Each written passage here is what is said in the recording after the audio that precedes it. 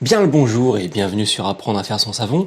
Et aujourd'hui, je vous propose de réaliser ensemble une recette de savon au lait d'avoine et au miel. Un savon tout doux pour la peau et très généreux. Alors, la vidéo est sur le point de sortir et j'ai oublié de tourner une intro face caméra comme d'habitude. C'est pourquoi on part directement dans la recette et vous ne verrez pas mon visage, mais vous n'entendrez que ma voix aujourd'hui. Donc comme d'habitude, on commence cette recette en pesant les huiles nécessaires. C'est une recette que je vais réaliser avec 800 g d'huile qui se répartissent comme suit. 480 g d'huile d'olive, c'est mon huile principale, puis 240 g d'huile de coco et enfin pour terminer 80 g d'huile d'olive. Un mélange d'huile assez simple que j'utilise souvent pour faire mes bases de savon, qu'après je peux modifier de multiples façons en ajoutant divers ajouts d'huile essentielle, fragrances, colorants ou autres. J'incorpore maintenant la lessive de soude qui a été réalisée avec du lait d'avoine. Vous pouvez voir comment je l'ai faite en regardant cette vidéo que je mets en fiche ainsi qu'en description et qui vous montrera comment dissoudre de la soude caustique dans du lait d'avoine pour faire un savon créatif. On peut aussi faire la même chose dans d'autres liquides que du lait d'avoine, donc c'est très pratique, comme différents jus de fruits, jus de légumes, d'autres laits ou même des alcools. Donc c'est une technique très intéressante à connaître, cette dissolution de soude dans des liquides. Il est temps maintenant d'obtenir la trace en mixant tout ça. Une fois que la trace est obtenue, je vais diviser la pâte en deux afin de la colorer, car je vais essayer d'avoir deux couleurs différentes dans ce savon.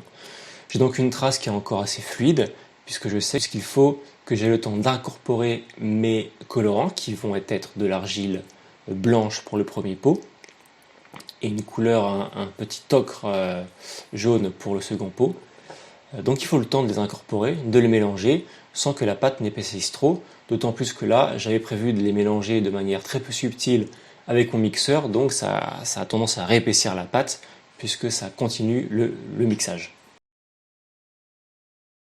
Un premier pot avec un peu d'argile blanche pour éclaircir la couleur. Le but n'est pas de la rendre blanche parce que paradoxalement l'argile blanche blanchit peu. Il faudra en mettre vraiment beaucoup pour que ça devienne tout blanc. Sans doute beaucoup trop, même il faudra en mettre beaucoup trop. Mais l'argile blanche éclaircit bien. Donc le but premier c'était d'éclaircir ce mélange pour qu'il contraste plus avec le second mélange qui aura une couleur plus chaude, plus jaune et plus généreuse à ce niveau-là.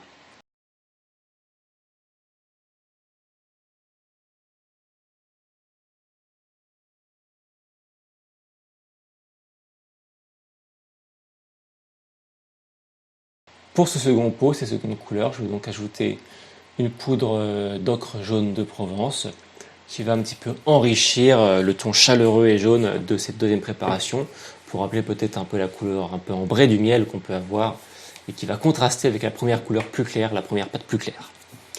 Malheureusement, vous verrez que, en fin de vidéo que c'est un savon qui a beaucoup chauffé.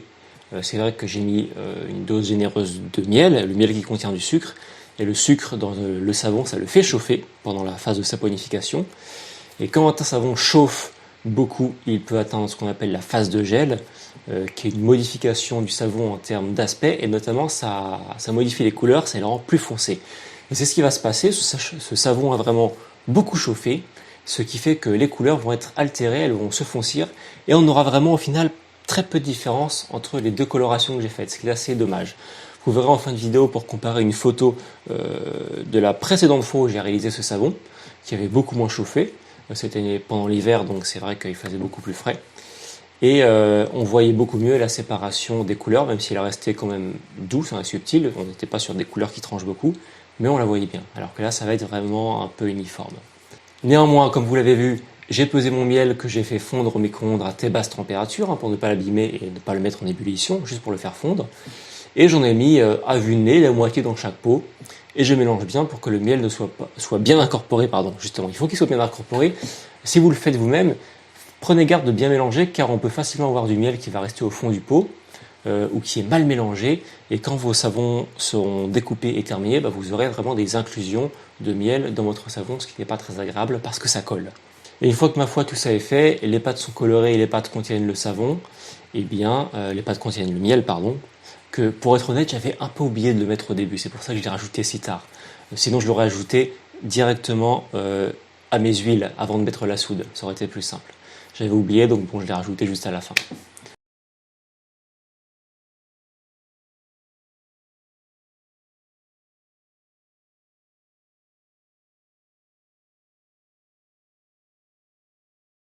Deuxième couche, pour essayer d'avoir un petit effet donc, de différentes couleurs, un petit effet de marbrage, qui ne va pas beaucoup fonctionner comme je vous l'ai dit, du fait de cet échauffement de ma pâte à savon assez important.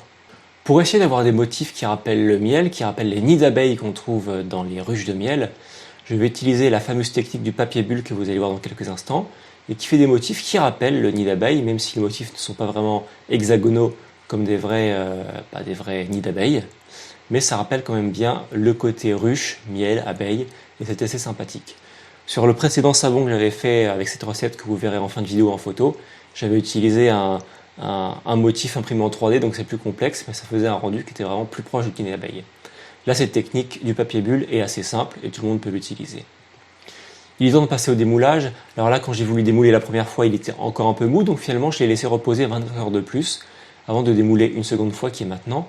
Et là, vous voyez à la couleur qu'il y a une grosse phase de gel. Vous voyez que cette couleur qui est très différente, qui part du milieu de manière assez concentrique, ça montre les différentes, le gradient de chaleur qu'il y a eu dans le savon, où le centre a été beaucoup plus chaud, et la chaleur finalement a réussi à se dissiper avant d'arriver au bord, aux différents bords du savon. C'est pour ça qu'on a ce gradient de couleur qui va du centre vers le bord.